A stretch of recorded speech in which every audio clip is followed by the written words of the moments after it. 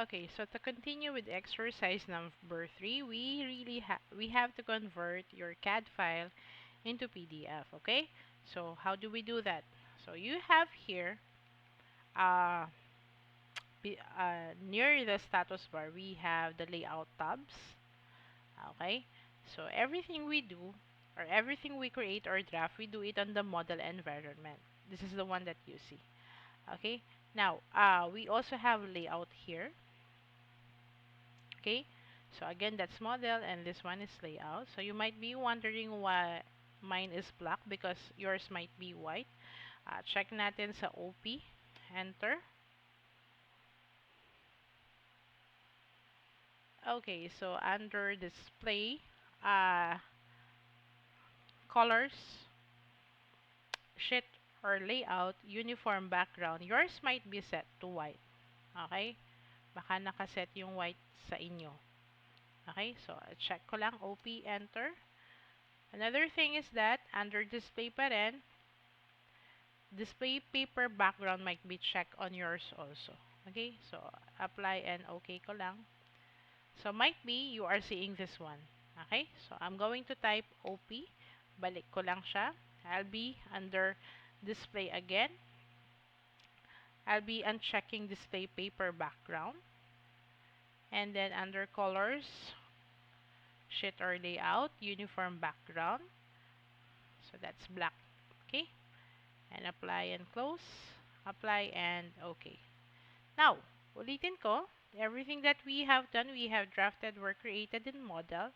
Now, when we're going to print it or electronically convert it into another file, we go with layout, okay? So you delete this one. E, enter. You see an existing viewport. We actually call this viewport. So we're going to delete that. E, enter, select it, enter. Okay? Now we're going to convert, or yes, we're going to convert your output into PDF through the size of short band paper. So let's see, ano sukat ni band paper? It's actually 8.5 inches by 11 inches, okay? Based dito sa sample ko, naka-portrait tayo. Okay? So we're going to create a layout of your output using a portrait. So we're going to convert 8.5. Let's type cal, enter. So that's 8.5. Naka-inches yan. Why do we need to convert? Because our drawing is currently set in meters. So we have to convert that 8.5 inches into meters. So we're going to divide it 39.37. Okay? Again, we're going to divide that 39.37. Para yung 8.5 inches natin ma-convert into meters. At bakit kino-convert natin siya ng meters? Kasi yung gamit nating drawing units is meters, okay? Which is, kaya naka 8.5 yan, papers are usually on English measurement, okay? 8.5 over 39.37, enter. So, that's how many? 0.215 in meters. Now, let's see the other dimension. That's 11 inches. So, balikan natin. So, again, that's cal, enter. And then, that's 11 over 39.37. Saan galing yung 39.37? There are actually 39.37 inches in 1 meter. Okay?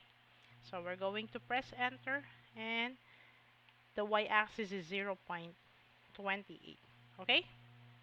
Now we're going to type MV. Okay? MV is a way to create a viewport. Yung viewport na yun, kailangan natin siya sa layout para makita natin kung anong nagawa sa model. Okay? Anyway, MV, enter. I'm going to pick 1 point. And then what will happen next? So, itatype ko dito yung kinonvert nating measurement ng short band paper sa meters. Okay? So, I'm going to type at x, comma y. Yung x natin, which is 8.5 inches. So, I have converted it earlier. That's 0.215, comma. So, we need the y-axis or the 11 inches, which is 0.28. Enter. It's too cute. So, zoom in natin. Okay. So, again, this is the bond paper. Kinreate ko po siya using what command? MV. Okay? So, nag-type ako ng MV, nag-pick ako ng point, and then after picking a point, I have typed at 0.215, 0.28 because that is the meter conversion of short band paper, which is yun yung gagamitin natin. Okay? So, click ako dito. Yan. Again, MV is a viewport. It creates a port in your layout kung ano yung na-drawing mo sa model. I-zoom in ko lang. So, ayan po yung mga drawings natin sa model. Ito yung mga nagawa ko sa model. Ito yung kanina. Okay? Now, I'm going to activate this viewport. I'm going to double-click inside. Okay? So, na-double-click ko siya. Zoom in ko lang siya using my scroll wheel sa mouse. Yan. Ito yung output natin earlier. Igitna ko lang siya. I-scale natin siya. Usually, we are familiar with the scale of 1:100. So, how do we do that in Autocad? So, that's Z, enter. If that is 1:100, we're going to type 1/100 XP, enter. Okay, this is your paper, the blue area. Okay, that is your paper. Now, if you're going to use the scale of 1:100, yung drawing nyo, ito lang yung relation niya sa paper. Let's try a lower value for the scale. That's Z. Enter. 1/80 XP. Ibig sabihin, parang dinraf siya sa 1:80 na scale. Okay? So, enter. So, lumaki siya. That's good. But, based dun sa given ko, I have used 1:60 for this. Ito, yan. Okay? So, ulitin ko. Z, enter. 1/60 XP. Enter. You might be wondering what is XP. XP is the magnification factor in AutoCAD. So, okay na to. If you want to try others, say, enter 1/50 XP, which is again equivalent to 1:50 scale. So, enter ko lang. So, pwede pa siya.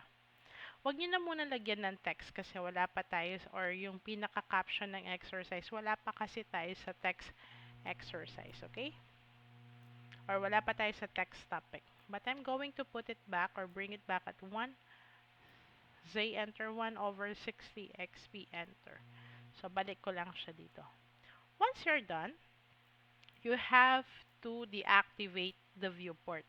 Currently kasi active siya. As you can see, yung cursor ninyo nasa loob, and at the same time, yung bond paper area naka-highlight. So, pag okay na po yung scale, pag okay na yung view, naayos nyo na, napan nyo na sa gitna, you have to go outside. Okay? You have to double-click outside. Okay, kasi bakit? For example, eto, nasa labas na ako, nag-zoom in, nag-zoom out na ako. Please disregard this hidden line. Okay, kung nakikita nyo siya, hayaan nyo lang. Nag-zoom in, nag-zoom out na ako, hindi na siya nagagalaw. Safe na siya. But, if the viewport is still active, yan, nag-zoom in, zoom out ako, nagpan ako, nagugulo siya. Okay? So, again, kunwari, okay na siya. Z, enter 1/60. XP, enter. Yan. Pag okay na siya, again, double-click na kayo sa labas para hindi na po siya nagugulo. Okay, now, if you can see, hindi siya ganong balance, pwede nyo pa siyang ayusin. Double-click. Just pan sa bandang gitna. And, double-click to deactivate the viewport. Okay? If you want it to be more safe, you can simply select this viewport with no command in progress. You do right-click, and then you will see here display lock. You have to click yes. Okay, so pag na-click nyo siya sa loob, accidentally nag-zoom in, zoom out kayo, hindi na siya nagagalaw. It's already safe. Okay? So if you want, double-click outside ulit, select it, right-click, display lock. Kung gusto nyo siyang baguhin or ayusin, just click no. But if it's already done, if it's already final, i-yes nyo lang. Okay?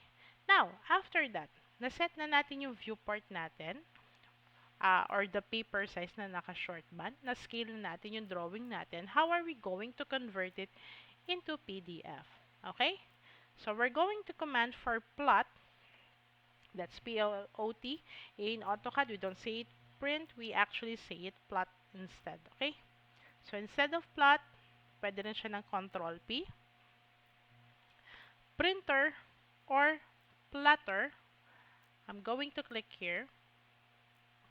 Hanapin ko si DWG to PDF. Bakit DWG? Because all of the files done in AutoCAD, ang tawag natin sa kanila DWG, and then ko-convert natin siya sa PDF. Don't worry, once you have an AutoCAD installed, automatic po siyang may ganyang electronic plotter. Okay, so select this DWG to PDF. Okay, and then meron dito properties. But before that, meron kayong makikita paper size.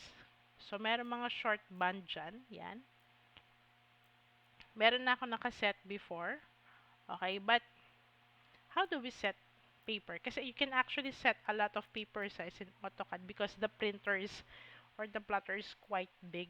So, pwede kang mag-set ng iba-ibang size. But how do we set? Although meron na naka-default na short band dyan. Okay? So, turuan ko kayo. So, you know what to do just in case you will be needing a paper size na hindi naka-define dito. Kasi meron naman naka-define eh. Meron ng presets. Pwedeng pumili na lang. But, I want you to know how to set. So, dito tayo.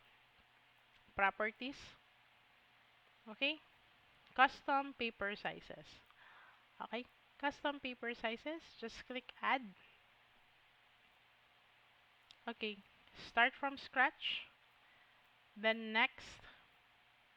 Okay. Yung width ng paper natin in inches, okay lang yan. 8.5 by 11. But we need to select millimeters here kasi mas family siya or metric measurement. Okay? So, just select. Ganun lang naman. And then click next. Meron siyang printable area, which is 13 drawing units. Ibig sabihin, if you see the blue area, objects beyond that blue area, hindi na sila printable. So ako, I want to maximize the paper. That's why I set everything to 0. Okay? So naka-0 lahat. Click next. And then paper size name. So type natin siya, comp 423 underscore short band.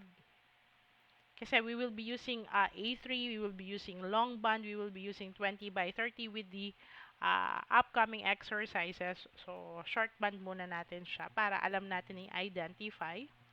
So, short band. Click next. And finish. And okay lang natin to.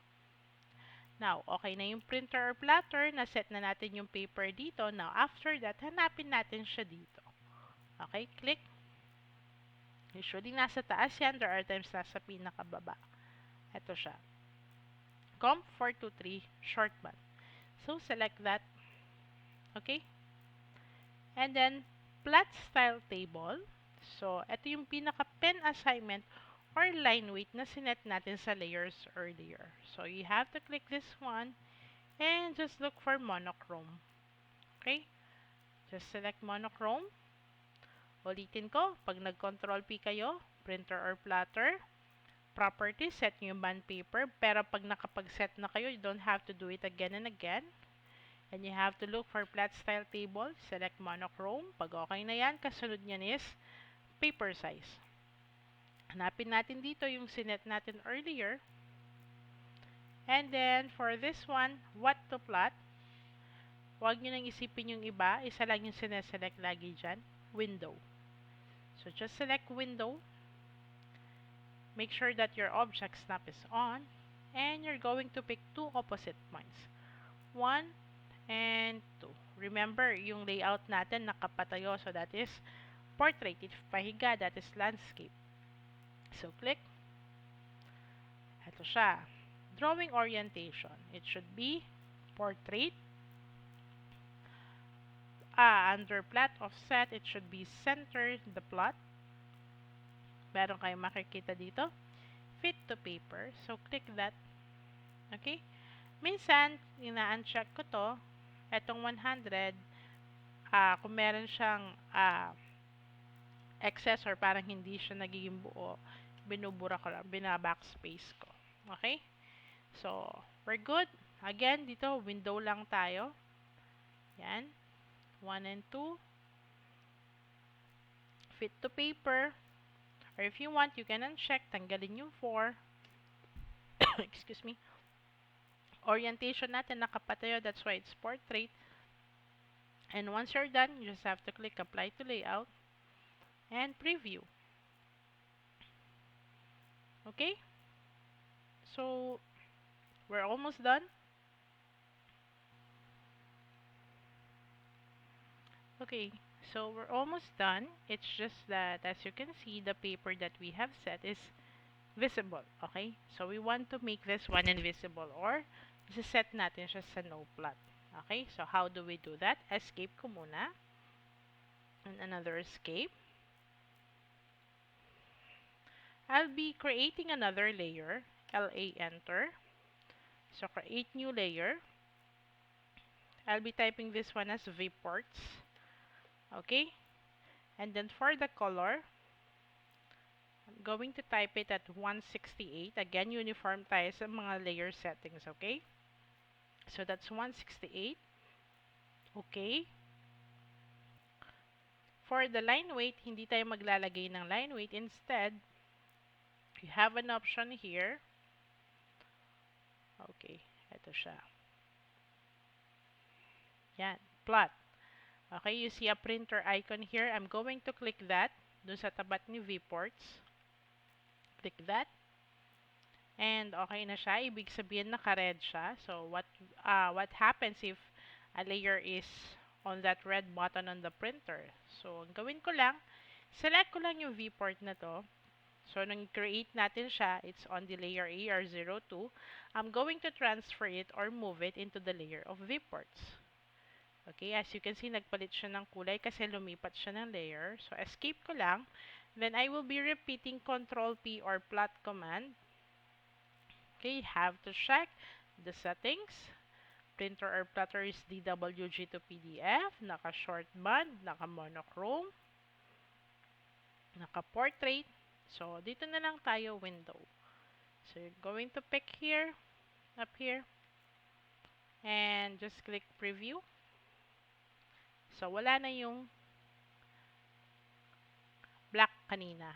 Yung pinaka-outline ng band paper. Kasi, yung object that represent the short band, it's set on a layer na naka-low, no plot. Ibig sabihin, visible siya sa screen mo, pero hindi siya printable.